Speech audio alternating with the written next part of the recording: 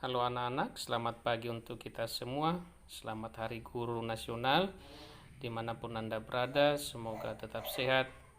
Dan pada hari ini kita melanjutkan pembelajaran kita.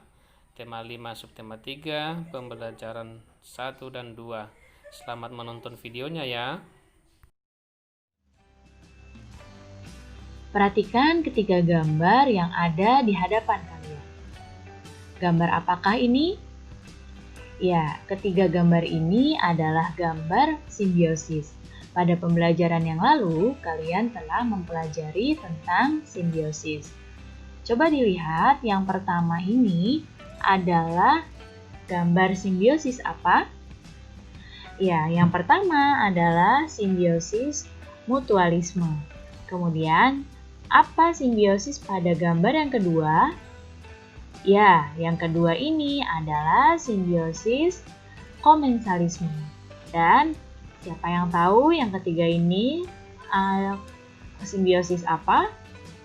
Ya, yang ketiga ini adalah simbiosis parasitisme. Semua makhluk hidup memerlukan makhluk hidup lain untuk mempertahankan hidupnya. Kebergantungan antar makhluk hidup dan lingkungannya menjadi bagian dari kehidupan di dalam sebuah ekosistem. Energi mengalir dari satu makhluk hidup ke makhluk hidup lain di dalam rantai makanan. Coba sekarang dilihat rantai makanan berikut ini.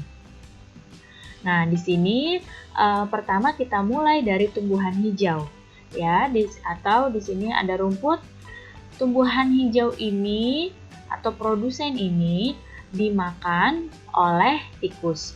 Berarti tumbuhan menjadi sumber energi bagi tikus. Kemudian tikus dimakan oleh ular. Berarti tikus menjadi sumber energinya ular. Ular ini dimakan oleh elang. Berarti ular ini menjadi sumber energi bagi elang. Elang ini sudah tidak ada yang memangsa. Berarti ketika elang mati, elang akan diuraikan oleh pengurai atau dekomposer.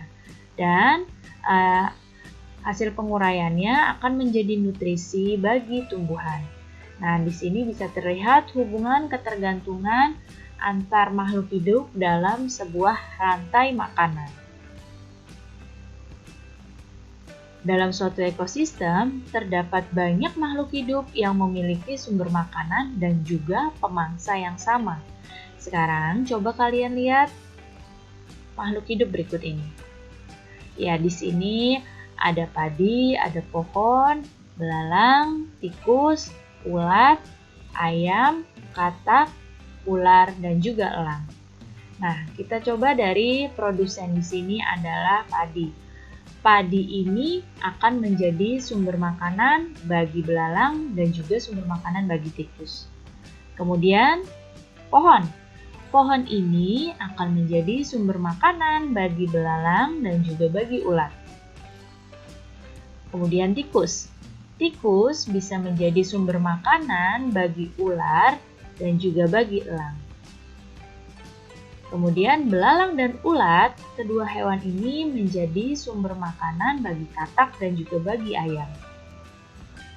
Katak akan menjadi sumber makanan bagi ular dan bagi elang. Ayam menjadi sumber makanan bagi elang dan ular menjadi sumber makanan bagi elang. Nah, bisa kalian lihat ya di sini terdapat satu sumber makanan tapi untuk beberapa pemangsa ya. Di dalam suatu ekosistem terdapat beberapa satu rantai makanan yang saling berhubungan satu sama lain.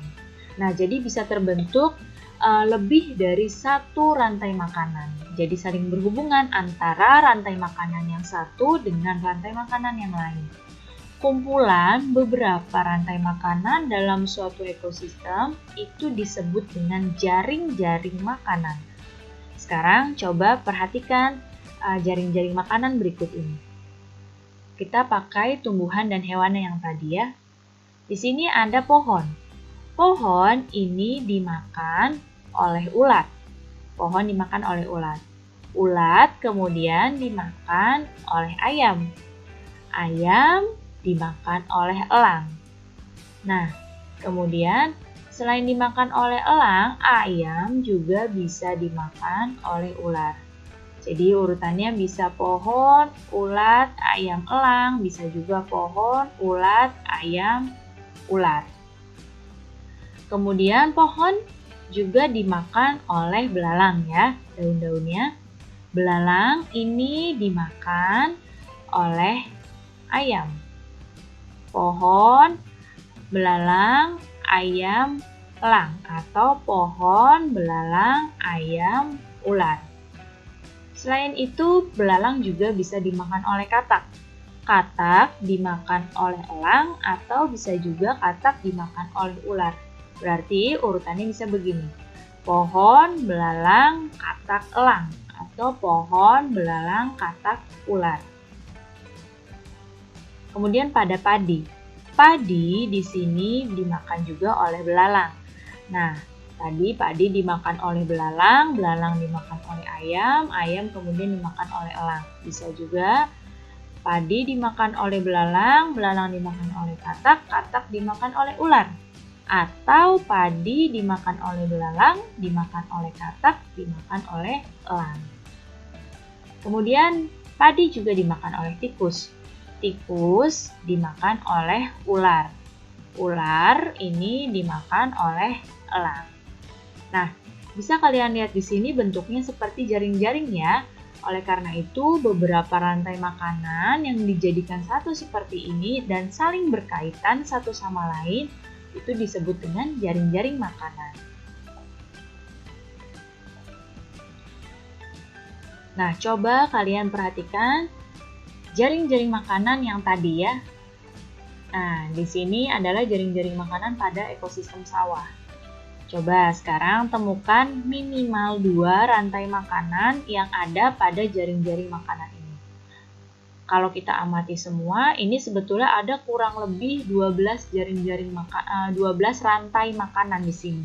Tapi coba kamu temukan 2 rantai makanan pada jaring-jaring makanan ini. Baik, rantai makanan yang pertama, kita coba ambil yang pohon.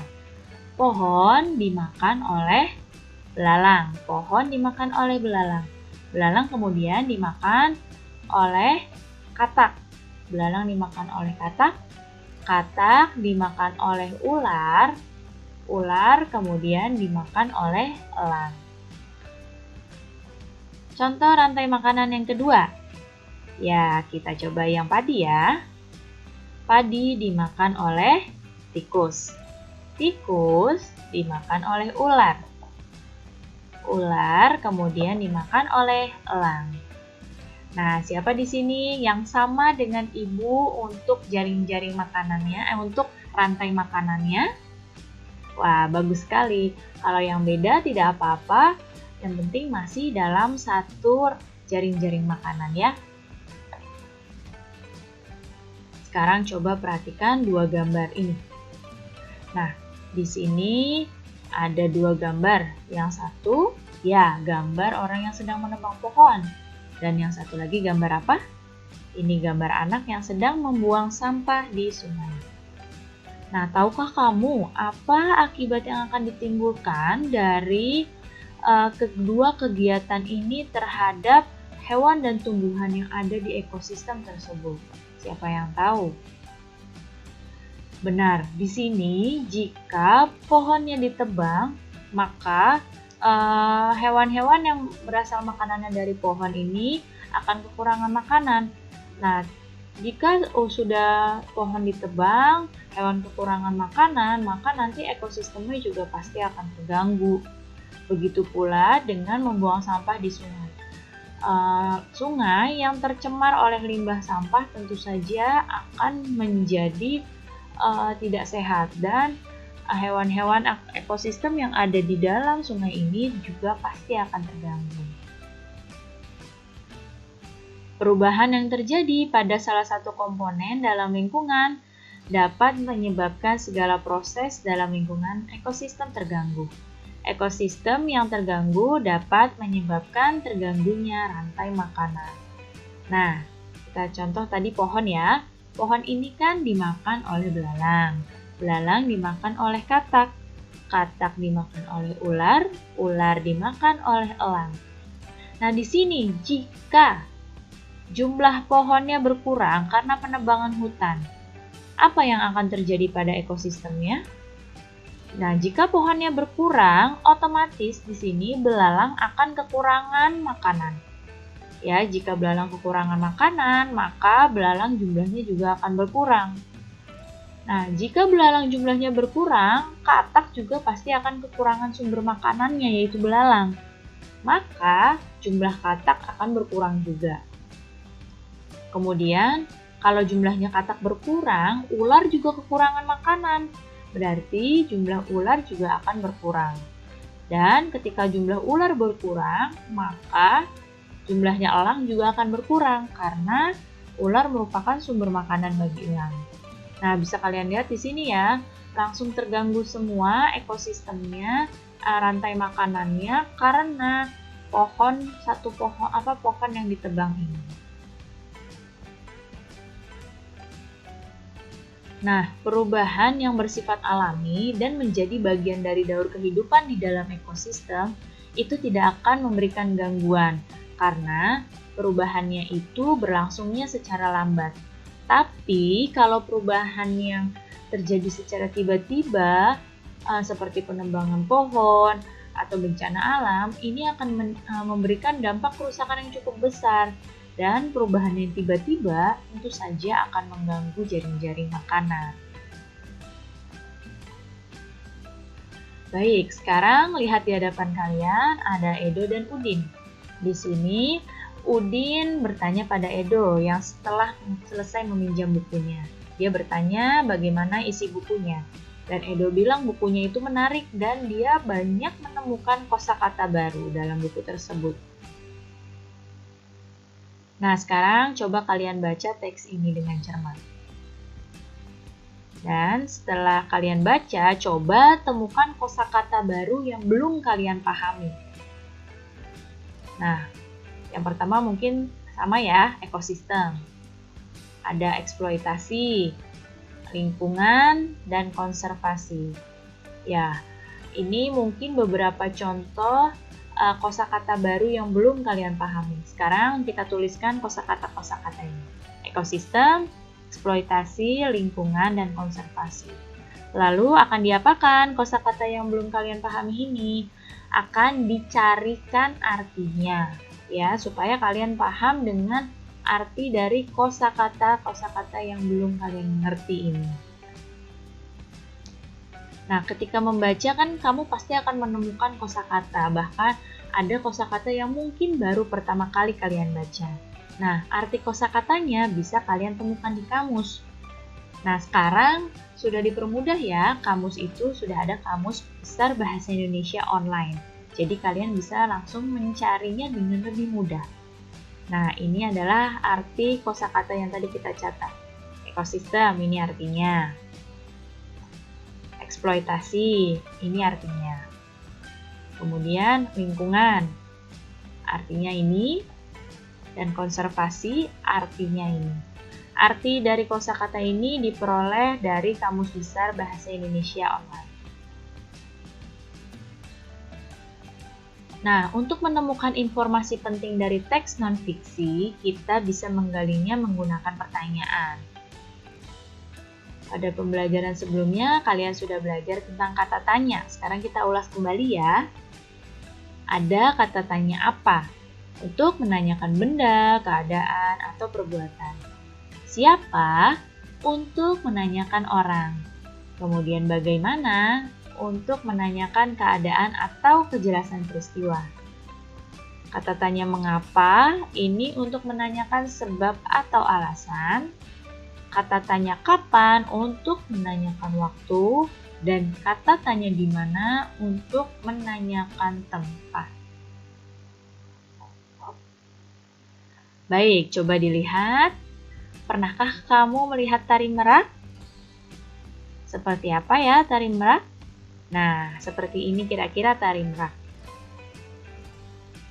Tari merak ini asalnya dari Jawa Barat. Nah, ini tariannya ini menceritakan tentang gerak-gerik dan perilaku merak jantan yang memainkan bulunya untuk memikat merak betina. Nah, di sini yang menjadi inspirasi tari merak adalah keindahan bulu-bulu serta gerak laku binatang ini ya. Jadi sumber inspirasi dalam tarian merak. Apa saja propertinya? Propertinya adalah pakaian penari yang motifnya seperti burung merak. Kemudian ada kain di ini untuk menggambarkan sayap merak nih yang ini kainnya. Kemudian ada mahkota. Mahkota ini untuk memperindah tarian merak ini. Demikian saja anak-anak penjelasan materi kita hari ini. Semoga anak-anak kami makin bertambah ilmunya dan tetap belajar dengan semangat di rumah. Terima kasih dan sampai jumpa.